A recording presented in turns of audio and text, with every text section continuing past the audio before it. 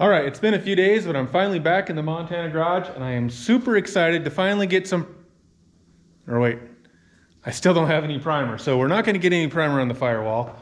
I haven't built my little warm room paint booth thing yet, so we can't spray any paint or primer, so therefore we can't prime the frame. I'm ready to hang some suspension parts on this bad boy, but I don't have any of those parts yet, so can't do that. So what are we gonna do? Well, I'm thinking today we're going to do something that I've just been leaning towards doing for a while, and I just haven't got around to it. So I want to get rid of this fuel door. So why do I want to get rid of the fuel door? I don't know. I just think it looks a little better with it gone. I know that's stock. That's how they came. A lot of people will probably say I shouldn't mess with it, but I guess I think it looks a little better, so that's what I'm going to do. Another reason, I've kind of planned on doing it forever, so that's why, as you can see, I've stripped down this whole car, but I never stripped the paint off of that because I always knew I was kind of planning on getting rid of it. You know, this one kind of creaks and squeaks and it rubs in the corners a little bit. I've tried kind of pulling around on it, and I'm sure I can adjust it a little better, or I would have to maybe kind of round these corners a little bit. But as you can see, if I, end up painting the car, it just ends up, the paint chips off and rubs off in those corners. It doesn't really fit super awesome, and I'm sure that's just how they all were. But like I said, I just think it looks better. I've seen a lot of cars have done this, and it just gives it a cleaner look. So where are you gonna... Okay, so I've said this before, but I am no bodywork expert. I'm no metal shaping expert. I'm no welding expert. So this isn't really meant to be, or none of my videos are really meant to be like a how-to, but it's just more of a showing you how I did it. It may not be the right way or the best way. I've done, I've replaced the tail pan and some of the rear stuff back here, and none of it is perfect or great probably by any means, but I think it's all good enough to throw a little filler on and call it good. So this isn't really meant to be like, here's how you do this. I'm just going to document kind of how I do it, whether it's the right way or the wrong way. And I know there's a few different ways to do it. One of the reasons I'm not too afraid to tackle this project is this quarter panel is basically garbage. I got hit right here when I was in high school. I was skipping school, senior skip day, so let that be a lesson to you kids. Stay in school or your hot rod might get ran into. Anyway, some old guy ran through a stop sign and hit me right here, right behind the rear wheel well. Smashed this all up pretty bad. So I took it to some body shop. The insurance paid to fix it, but they found some quarter panel off a four-door in a junkyard, and they just kind of seam welded or overlapped it, and then did the old cave and pave thing, so it has a ton of filler in it. So rightfully speaking, this whole quarter panel should probably be replaced. It's also got some damage up here. So both quarter panels kind of got like a big crease right here. But I mean, it was good enough before. It'll be good enough again like this. Again, it's not a show car. It may never be painted, might always be driven around in primer. So we'll get her serviceable and drivable, and we'll call her good. So if this was a pristine quarter panel, I might be like, I'm not going to screw that up. But being it's already basically screwed up, I'm not too afraid to take a grinder to it, and we're going to cut this bad boy out of here, see what happens. So if I take the fuel door off and I, cover that up, how am I going to fuel up the car? Where am I going to put the fuel door at, or what am I going to do to replace that? I'm glad you asked. I'm sure a lot of you have seen the fancy dancy tail light that swings out and opens up, and then the fuel door is right there. On a 57 Chevy, I happen to have one. Well, I have two 57 Chevys. I only have one here right now. But for those of you that don't know, on a 57 Chevy, the fuel door is right there in the stainless trim on the 57 fin. Now, on this 57 Chevy, that's not where I put the fuel, but that's where they originally came. And in a 56 Chevy, I'm not even exactly sure how they worked on a 56. I've never had a 56. I need to get one. If you got one for sale cheap, let me know. But the tail light swings open. So there's an aftermarket thing. There's probably a few things, but I've seen it quite a bit. I think there's like, you push a button on your key fob and it, you know, this and the light opens up. That's a little too fancy for me. So what I plan on doing is just cutting another hole inside the trunk here. And either my original theory is to try to reuse this whole fuel door mechanism. So inside here, there's the bracketry and such. I'm gonna cut it out big enough that I can take this whole thing and then I will place it in here. I don't know if you can see, I have a line there. This here is the actual fuel door that was on the car when I got ran into. So it would be about like that. You know, obviously I'll make it so it opens up this way and then put the fuel in right there. So I shouldn't really have to change. I may have to change the bend in the fueler tube or something a little bit. So I don't know. I mean, I kind of like the idea of using the old door there. Obviously it's big enough that it's going to go through where these little creases or whatever in the metal are. So that's going to create a little bit of an issue, but we can fix that, I'm sure. So I may do that, or I may make some sort of a smaller door. I know there's other people that have done this. I've seen a few different ways to do it. So I'm not trying to reinvent the wheel here or anything. I'm going to just do something that looks like it's going to work. But I guess my theory initially, like I say, is to try to reuse the fuel door. It'll swing open like that and we'll fill it up. So that's the theory. So I need to cut this big enough. You know, I suppose a lot of people may just say, well, I can just kind of weld this seam, and you probably could. I mean, obviously there's a bigger little issue there where the little finger hole is, and that's really a lot bigger of a gap than you'd want to weld, at least for body work, sheet metal type stuff.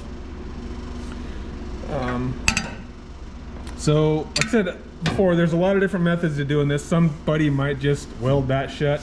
That's not how I'm going to do it. Somebody else might just put a whole patch on here. You know, you can cut it out randomly, patch it bigger, and then cut the patch as you weld it. And I've done that to some extent a little bit, and that would probably work. But I follow a guy that is really, really good at metalwork, and you know, he recommends like no joint, a super tight, like no gap. He also recommends rounded corners because you get less warpage, I guess, with the heat. Again, I'm not an expert. This is stuff that I've learned on the internet, so it must be true, right? But so my method or theory is going to be, I'm going to cut this out big enough to be able to reuse it. So I'm probably going to be 1 inch wide all the way around. I'm not going to make a nice square corner. I'm going to round the corner. Again, they say that creates less warpage. This is a pretty big flat, you know, panel, and even though I've mentioned before it's not the best panel, I would also like to have it not be totally ruined when I get done welding on it. So I'm going to round the corners and cut this whole thing out, and then we'll make a patch that will fit as close to tight as we can get it with no gap. It's not going to be perfect probably, you know, but we'll get her tight fitting as we can, and then we'll start welding her in, and I'll show you the way that I'm going to do that with some welding and some planishing, they call it. So I'll be doing some on dolly hammering or whatever to try to shrink the weld back up, or to stretch the weld back out after it shrinks from cooling. So let's get some markers and some tools and get to work.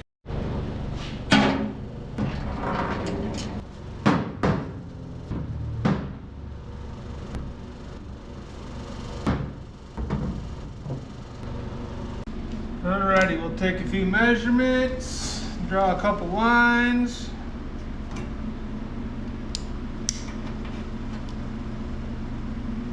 See what kind of ideas we can come up with here.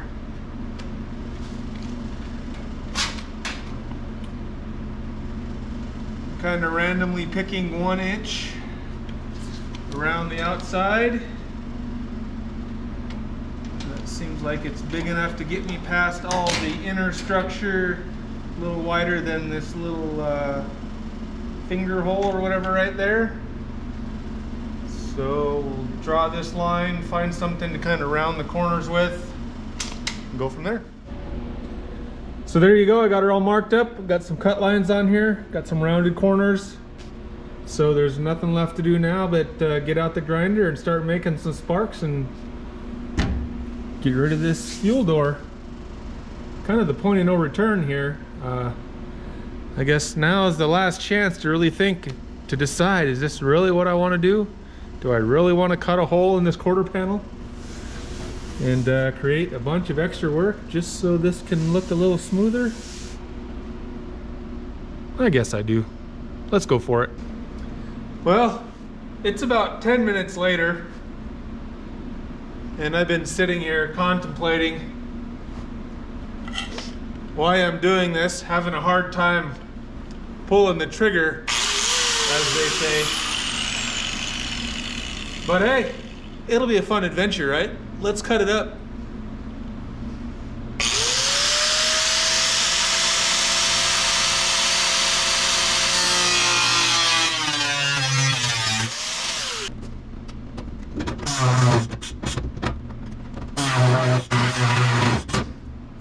If you're wondering if you should try the Harbor Freight Central Pneumatic, I don't know, air saw or body saw, whatever this is called, the answer is no. It's basically garbage. It was only 15 or 19 bucks, but it's not worth $1. But I'm gonna keep struggling with it because that's all I got.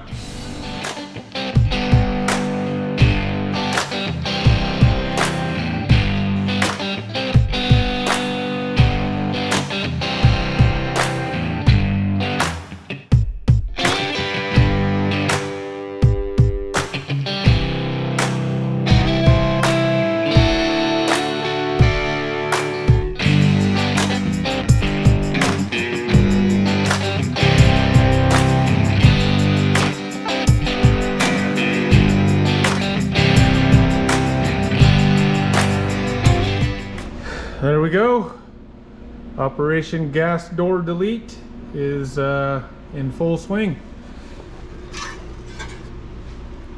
There's what we took out of there. As I mentioned, this Central Pneumatic air saw is basically garbage. Took me like forever to round these little corners off, and it just keeps jamming up. So I got to get them cleaned up a little bit with file or something, and then I guess we have to find some sheet metal and start making us a patch.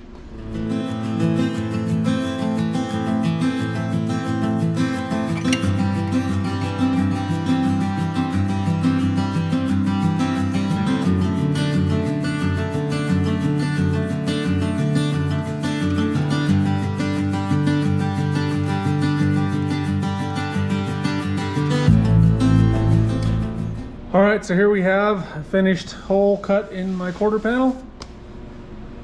Again, I rounded the corners because I've been told that causes less warpage from the heat in the welding.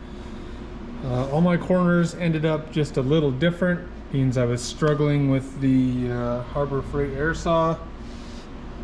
So I have seen other people do where they use a hole saw. You know, they cut each corner with a hole saw, and then that keeps each corner, you know, the same cut. So you do a hole saw, hole saw, hole saw, hole saw, and then connect with your grinder. And the only thing that's going to help with is it's going to be a little harder making the patch now because each corner is a little different, where if they're all consistent, it'd be a little easier to draw it out with that arc of said hole saw or whatever. But I didn't want to use a hole saw because I'm trying to reuse this piece, so I didn't want to cut that out. So I tried to just arc them and connect them with the little air saw, and it worked fine. Took a little time, and they're not all the same, like I say, but you know, we'll use a piece of poster board or just some tape or something to come up with a pattern, and we're going to try to cut this with as little to no gap as possible. So that's going to take some time and some fitting, and that's what we're off to next. The first method I'm going to try for making the patch is the old blue tape trick. So as you can see, I got blue tape on there stretched out. I tried to keep it nice and tight. And then I will rub on the edge. And then one of the viewers of my other videos, I used this same trick when I was making the patch on the firewall up there. Somebody reminded me, I already knew this, but I didn't do it, that if you rub on it with a hammer or some sort of tool, it puts a better line in it. So I'm going to try to do that. So I'm going to rub the hammer all the way around the edge.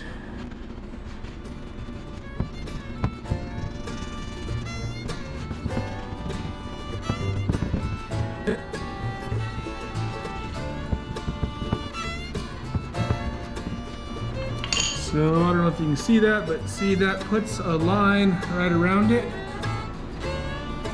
And then I can try to unpeel this tape, leaving it all in one big piece, and then I can cut to that line, and there'll be kind of a line on the other side as well. And that should get us somewhere close.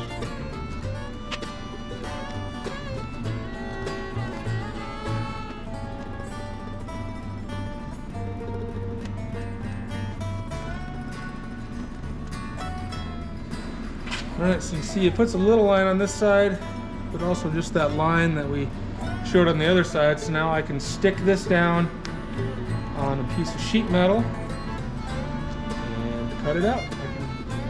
Alright, so another thing for me to consider is this panel, even though it's like a big flat panel, it actually has a little bit of a crown in it. So I can't just stick a flat patch on there. So I'm going to I have to put a little bit of shape in this patch. And so what I would normally do, or what probably somebody would do, is take it over and run it through the English wheel or something. I don't have any of that fancy stuff, so I'm going to use the old bend it over my leg trick. See if we can get it somewhere as close, have a little bit of shape in it before we try sticking it in there.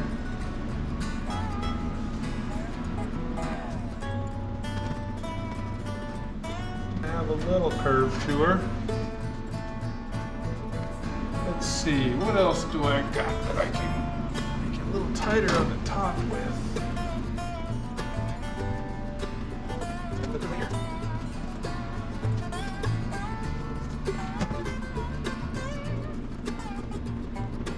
Closer.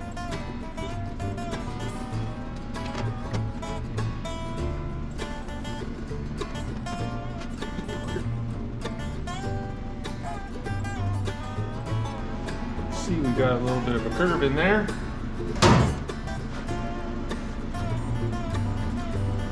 Put my marks I got on here.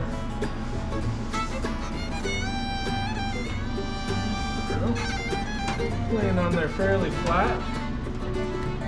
That's close enough to stick the pattern on there. Start cutting, see what happens. Here's my patch panel and my blue tape pattern. I stuck the whole thing on there, traced my line with the razor blade.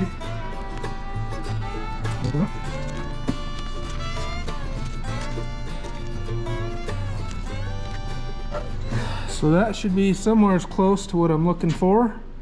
Now I'll scribe around the edge of that tape, either with a marker, or probably I'll try to get like a little metal scribe that'll scratch it in. Just the razor blade or something again, maybe. So we can get it marked into the metal really good, and then I will cut it out, leaving it a hair big all the way around, and then go throw it in the hole and see if it fits. Or trim to fit, I guess, is what we'll do.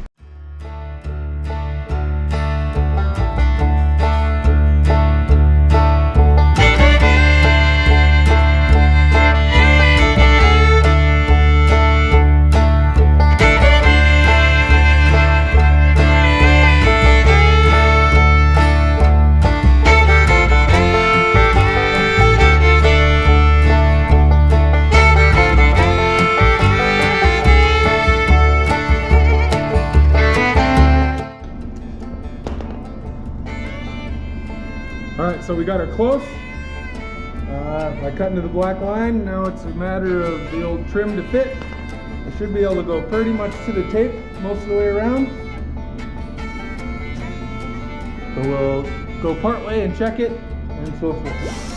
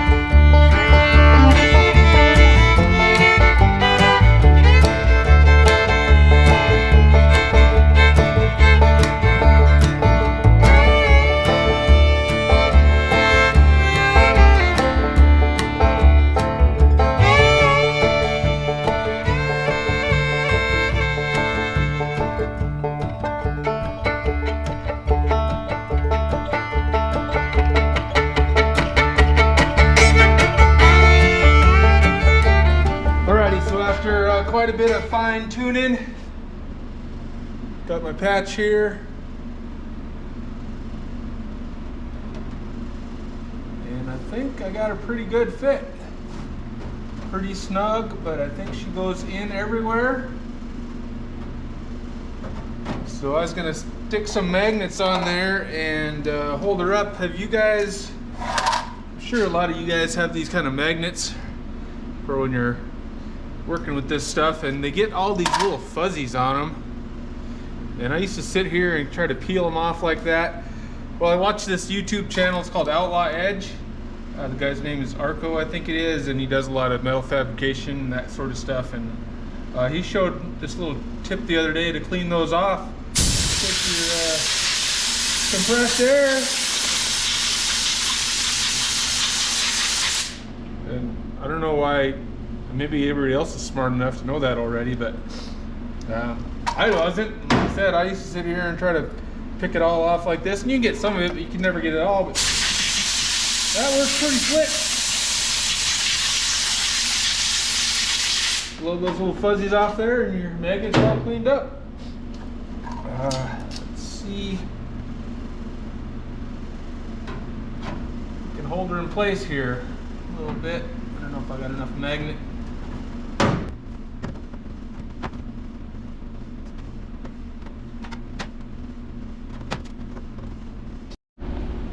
All right, so there we go. After lots of fitment and grinding and sanding and whatnot, we got the patch held up here with some magnets, and I'd say she fits pretty good. You know, nice and tight all the way around. You know, there's a couple spots where it's a hair bigger, but I think we did a pretty good job on making the patch. It took some time, and I know a lot of you guys will say it would be a lot faster and maybe easier if I would just made the patch oversized, and then, you know, you screw it on in a few places, and then you take your angle grinder or your death wheel and you cut a little bit and you weld that in, and then you cut a little bit and weld it in, and cut a little bit and weld it in, and then you pull the metal from the quarter panel off on the backside, and it still ends up being a butt weld. I've seen that, I've done that a little bit, and it works fine. Like I said, I'm trying to use a method here from a guy that I follow on the internet, and he's been in some forums. It's called like MP&C. I'll have to look that up so I can tell you exactly the name of the guy or the name of the channel. But that guy's amazing, and when he's done, you can't even tell there was a patch there. I mean, he doesn't need any filler. He welds it in, planishes it, metal finishes it, and you wouldn't even ever know any work was done there. And I'm still learning this, so I'm pretty sure that's not how this is going to work out. I'm probably still going to, you know, get this welded in and need to do a little cave and pave situation where I throw a little filler on there to flatten it out. But he just, he seems like he's got a good method. To me, it's amazing that he can do that, you know, rather than having something that looks like this, or even the stuff I've done back here where it was butt welded and you can still see the seam and you still got to fill it. You know, the guy makes it disappear basically. So with the patch all cut in and fitting, you know, pretty good, I think that is a good spot to call it for tonight. The next thing we will do, obviously, is we'll break out the Lincoln welding machine we got hiding over here somewhere. Where's it at? There it is. We'll break that bad boy out and we'll drag it over here and we'll start buzzing this bad boy in and doing some grinding and some planishing, and I'll show you how I'm going to go about you know, welding it in and hopefully not warping and burning through and destroying the whole quarter panel, because that would not be good. But so far we're doing pretty good. Hopefully it'll continue that way. So next episode we'll weld it in, and until then, don't forget, if we're doing a 5,000 subscriber giveaway somewhere, I don't know, I'm looking the wrong way, so somewhere down here on this side, or maybe it's on this side, there's a little red button that says subscribe. If you haven't done that, please do so, and that way you won't miss out on me possibly destroying this quarter panel next time. Thanks for watching.